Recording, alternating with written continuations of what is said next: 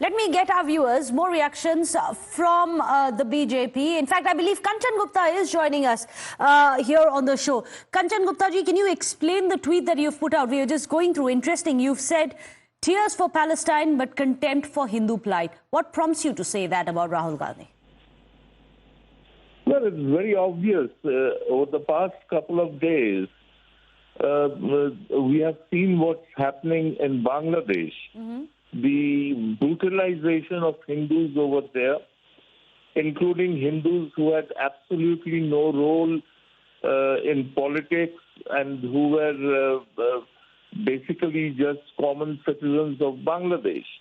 And they have been set upon. Yesterday, when the Prime Minister conveyed his best wishes to the new head of the so-called interim government of Bangladesh, Mohd Yunus, he made it conditional. He made it conditional to the restoration of peace, to putting an end to the violence, and to ensuring the safety and security of Hindus in that country.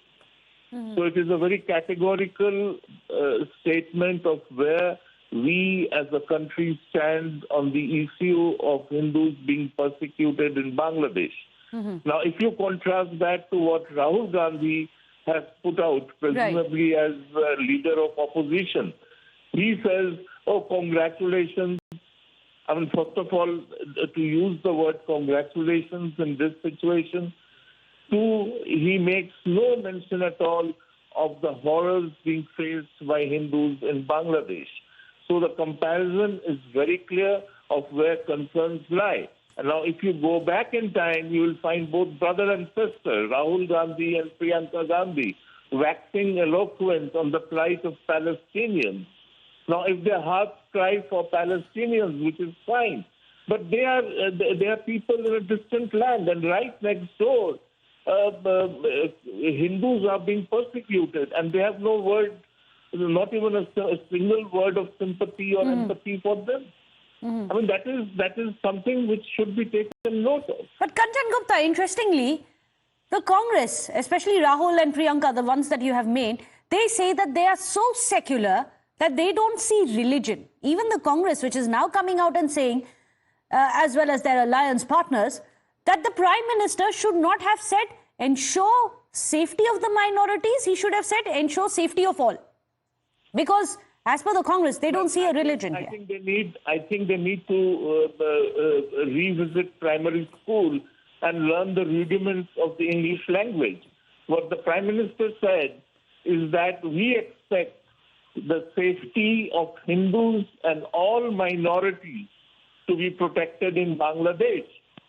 Now, obviously, what we have seen in Bangladesh ever since the Hasina government was brought down through violent means, all that we have seen is Hindus being attacked. Some Christians have been attacked. A Christian,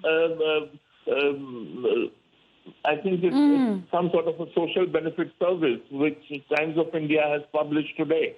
Right. They have been attacked, and Buddhists and their institutions have been attacked.